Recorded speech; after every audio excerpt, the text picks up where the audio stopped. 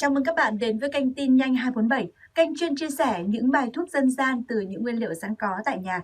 Mình hy vọng là những thông tin trong video sẽ giúp ích cho các bạn trong công việc chăm sóc sức khỏe cho bạn và gia đình bạn. Và ngay sau đây, xin mời các bạn đến với nội dung của ngày hôm nay.